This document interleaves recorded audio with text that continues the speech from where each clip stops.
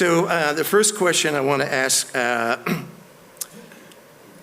panelists is which technology is going to have the greatest impact on development of novel treatments for human diseases in the next 10 years? So this can be in your field or outside your field. And Simone, why don't we start with you? Thank you very much, Andrew. Well, I think it's not one technology, first of all, and I think treatment starts with diagnosis. And so I think here we see really remarkable developments in wearables, in point-of-care diagnostics using microfluidics, analyzing saliva, sweat, urine at home, right, to basically identify earlier when a person gets off track. And then the next step is basically a visualizable medicine that we heard, right, imaging. I think we see tremendous progress here on how we can actually have sustainable and affordable imaging methods where, for example, in my group, we leverage ultrasound by designing molecularly responsive ultrasound contrast agents. We saw examples of how we can push sensitivity and specificity, right, to basically get better at the diagnostics, to then really identify what treatment is needed. And then here, and we saw this also in the keynote speeches, of course, then in the treatment development, in drug design,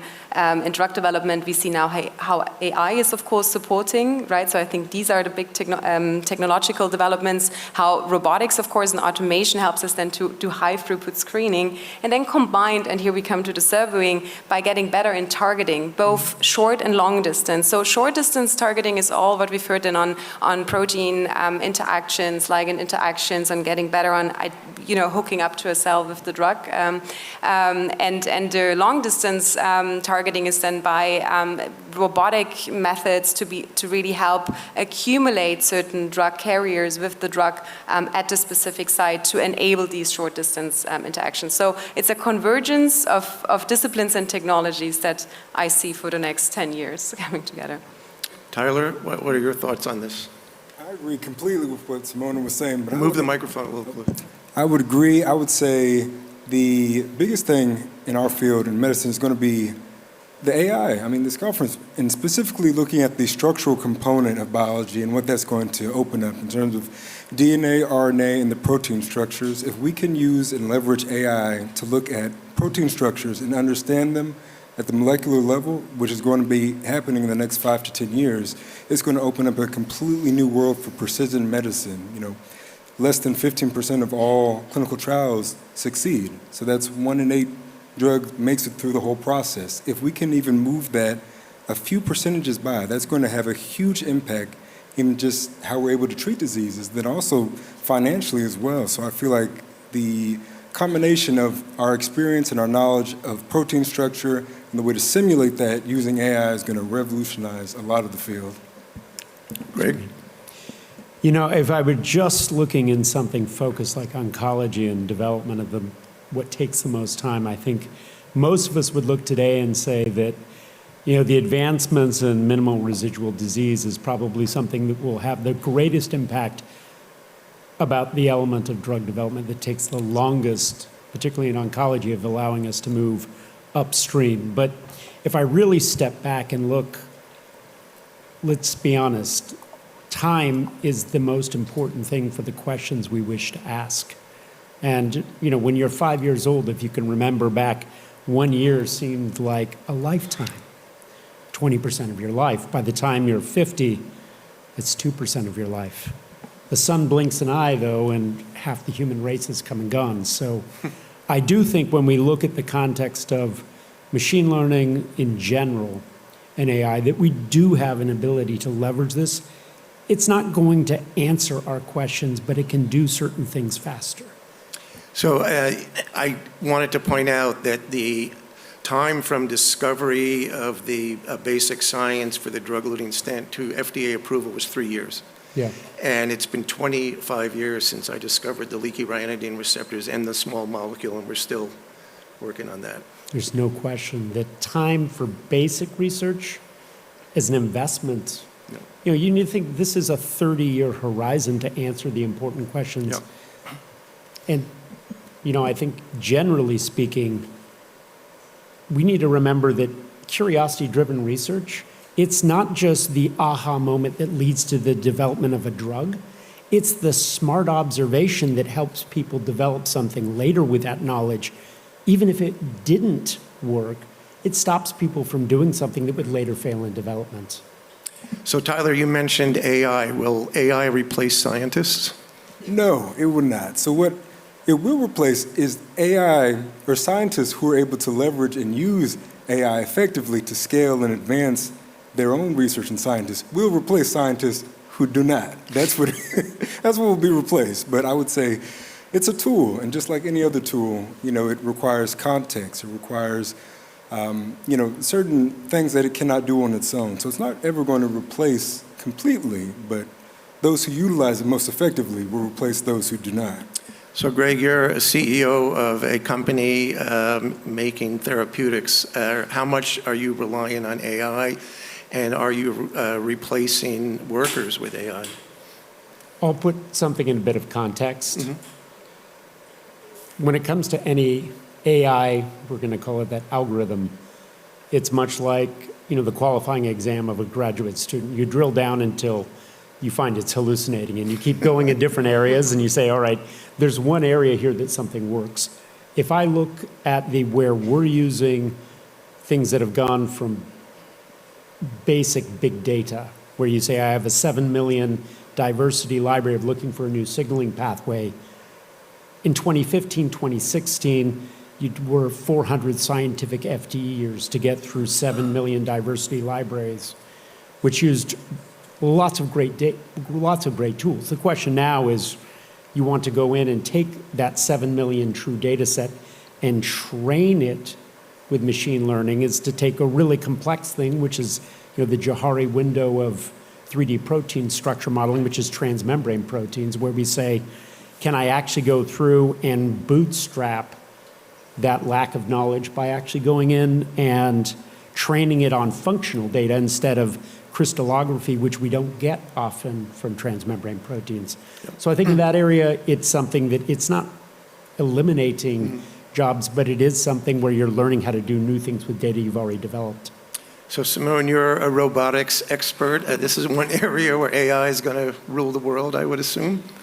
Well, yeah, but I actually would like to answer the question first on whether it will exchange the scientists, because sure. I think just to add to that, I think it will just radically change how we work as scientists, mm-hmm. right? And I think, so my firm belief and hope is that it will give us more time for thinking, and we're coming back to actually curiosity-driven research, because we're still the ones asking the questions. And so I think it will be very crucial now to really educate and teach the next generation that grows up learning with AI to still do the hard work of deep learning and understanding, because right now we're in a position that we can still judge very well and identify the hallucination, right? Yeah. But that is a key point, because we're in the end the ones then taking decision and doing actual implementation and physical transformation, right? So that is just to add on that. I think that's a huge responsibility we have right now also for our next generation. And then in terms of robotics, of course, I mean, we've been using a lot of AI already, and it's just unleashing basically now new levels of just in terms of speed and accuracy, and I think in that sense it's something we've been long anticipating. So just to follow up on this discussion about how to make new therapeutics, maybe Greg, we'll start with you. What is the current biggest impediment to delivering new therapeutics to patients in your field, and how can it be overcome? I think, look, the time it takes to get from molecule to medicine, half your life has been worked through. But I think what we've done with the opportunities today is to look at the element of being able to optimize a therapy in early clinical development rather than making each molecule as a scaled product, is thinking about them as prototypes. When you would look at something of a therapeutic going in first in human and say, should that affinity be higher or lower for a particular modality, particularly with complex multimodal therapies where we say we have a goal to say, can you CR without Cy/Flu or the ICU? There's 10 years of things going into a platform. But I think the element is, if you take each one of those and assume that you're going to go in and develop each one at scale as a product before you know that that's the optimal product, I think what happens is you can spend far more time than necessary. And I think for many of the things of the next generation of medicines, we have to learn how to collaborate with our clinical colleagues and do translational research. And because things are becoming faster, to say, I'm not going to test one moiety in the clinic, but rather 3 or 4, and say, let's actually use a Bayesian design and say, which one is the proper medicine to really invest for the next 10 years to actually make a difference. Yeah, that's kind of anathema to big pharma, I would think, these days, right? Yeah. You go for the best molecule after you. So Tyler, I know that you're probably far away from a therapeutic application, but I'm sure you've thought about, and cancer being such a difficult challenge. Where do you see that, barriers being, and how are you going to overcome them? Yeah, I would agree with everything that Gregory said. It's a lot of it's the time, and then also, like I mentioned earlier, it's the failure rate. A lot of these drugs or these therapies do not pass or make it through clinical trials successfully. And so that's a huge barrier. If you have all of this time, effort, and like you said, a lifetime's worth or, several decades sometimes of research and work and millions of dollars, sometimes even more, going into this research. And then the end of the day or the end of the life cycle, it doesn't even work or pan out to a actionable item that you can use in the real world, then that's, a lot of wasted time. So I feel like we mentioned, we were saying with AI and the advent of some of the emerging technologies and precision medicine that is really going to personalize where we are at the field, it's going to be really important for us to be able to look at what we're studying and then do it in an accelerated fashion where we're not spending so much time, but actually doing things more efficiently so that things get to market quicker, and then there's a higher success rate. And, it's never going to be in the, 90s or 80% success rate. That's simply not possible. Greg can probably talk more about that, but I would say if we can even get it percentages higher, that will save a lot of time, a lot of effort, or help a lot more people, and be much more lucrative in terms of the, industry capacity. So Simone, where are nanorobotics going in all of this for therapy, and what do you see as the real challenges, and how are you going to overcome them? Well, in therapy, I really see the delivery issue still huge, right? We have, as I mentioned before, under short distance targeting and interactions, we have fantastic solutions at hand, what we can do with CRISPR-Cas9, for example, in genetic engineering, but then delivering basically these vehicles targeted to a local site is still challenging. And so we have, because of, the high failure of phase 3 clinical trials, because of the inefficacy at the acceptable dosage, right? So we need to get better in delivering effectively the dose to a targeted site. And so I believe that it's really then through external energies. So while in my group we focus on magnetic fields, not for imaging, but actually for guiding magnetically responsive nanocarriers that incorporate then the drug and components to bring to a site. And I do feel it's going to be, to me, again, a convergence of science, is really different disciplines coming together, where then in the end really external energies may be magnetic fields, or we have focused ultrasound. There's lots of different technologies coming together. That's really from the robotic side, because there's imaging, feedback, and in the end a closed loop control. So what power are you talking about with the magnetic fields, and is this something that, if you have like an artificial shoulder, for example, are you not going to be able to get this therapy? Sorry, the artificial shoulder?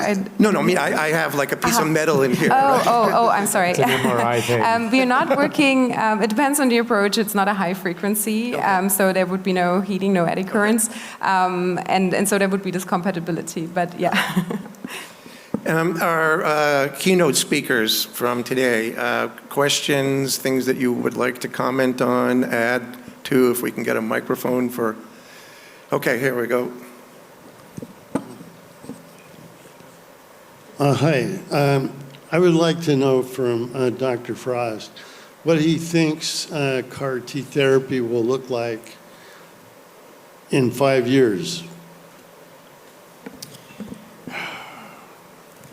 Medicine moves slowly. So if we're talking about commercial therapies that have reached patient access, you may have a transition of things from late-stage development between both LMP-based therapies that people are looking at in most areas like autoimmune reset, where you have a short duration. I think that autologous therapies will still have a place in certain settings, particularly in TIL-based therapies, for example, which are more neoantigen-driven. But I do think from the standpoint of patient access, that if we are smart about what we do, of learning from the past, we'll build the types of products that will get off the shelf of a transplant ward to the community, which will make them accessible. But, you know, we still have a lot of basic things about understanding cancer biology we need. And this is, if anything, a plug out again to those of asking the piece, which is for basic curiosity-driven research, particularly in cancer biology. We don't often talk about curiosity-driven research in cancer biology, but the reality is the wealth of a nation is defined by the number of scientists that can support doing basic curiosity-driven research. And these are fruit that are not harvested many times for 30 years down the road. And we can't be just thinking about the patients that we need today, because there will be patients 20 years from now and 30, and it will make us smarter in the medicines we make. Question over here. Not a question, a comment again, the future of cancer therapy. So you are right that AI will speed up things, but it's a tool, as you said. So, Yes. it's not enough. And the problem with cancer, as was pointed out, is the resistance. That is, you have a wonderful drug, but after a while, the cancer cells will get wiser and will get around it. So you need a lot of new targets. Yes. A huge number of new targets in order to treat cancer, because the second one will also develop. And then the way to get new targets, as I say, is basic research again. So I'm coming back to this. Yes. So questions or comments from the audience on what we've discussed today?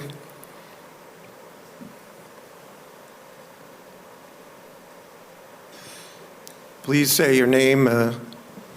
I'm Hartmut Michael from the Max Planck Institute of Biophysics in Germany. We work on membrane transporters, and we realize that AlphaFold continuously fails. So I think your statements were exaggerated. The failures happen then when your protein undergoes a conformational change during action. And for instance, even already binding of the substrate sometimes causes substantial conformational changes which are not recognized by AlphaFold. And what you actually get is mixed structures which are neither the apo form nor the form with the complex. You still need the experiments, and you should not forget that. You always need the experiments, absolutely. Agreed. Other comments? Yeah. Just one other point with regards to resistance. And this is something we experienced very early on in solid tumor targeting and going after specific antigens, which was that you could CR the target out of a tumor, which is the most frustrating thing you can do in development. But I do think there are elements, even on the in vivo gene modifying therapies, of leveraging tumor neoantigens, we call it CAR-TIL, and actually leveraging that polyclonal response to be able to go through and get an additional value. So, but again, making it accessible is something that requires some interesting engineering.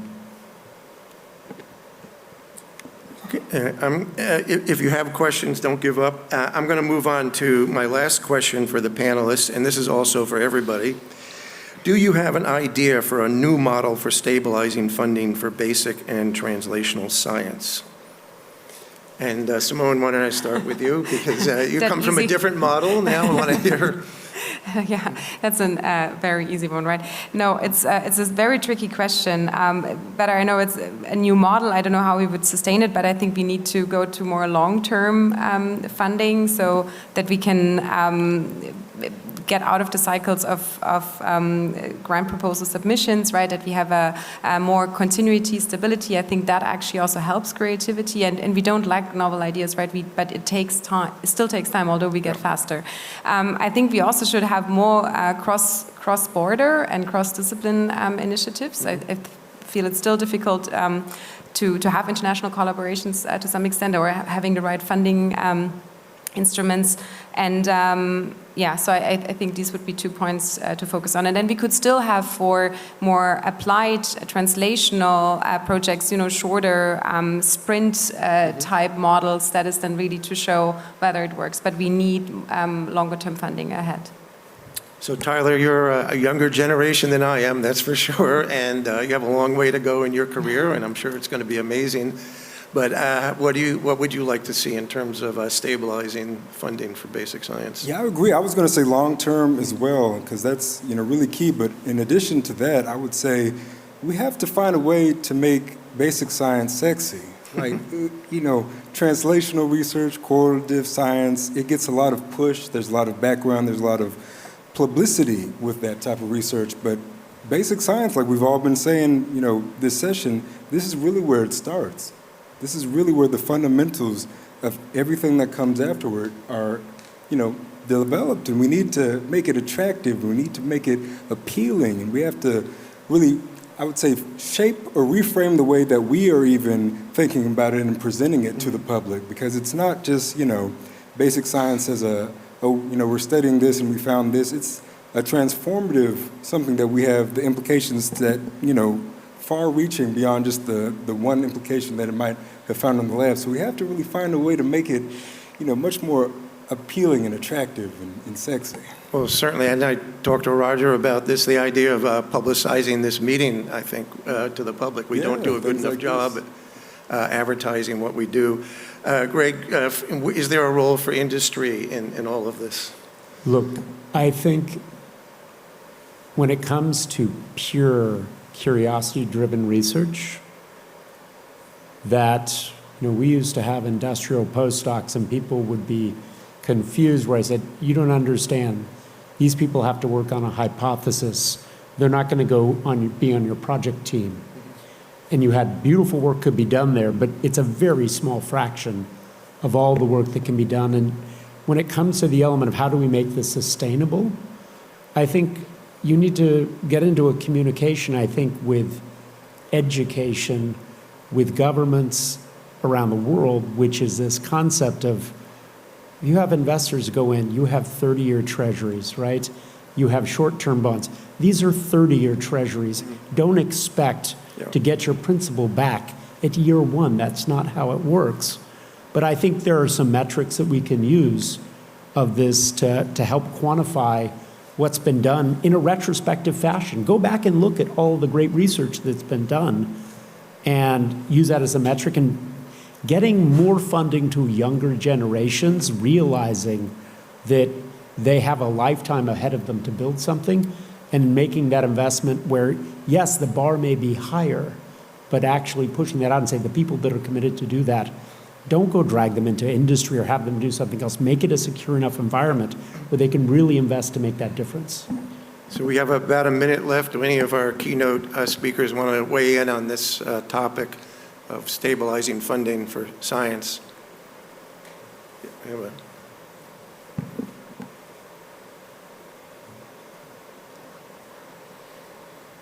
Yeah, there's a question here. Microphone.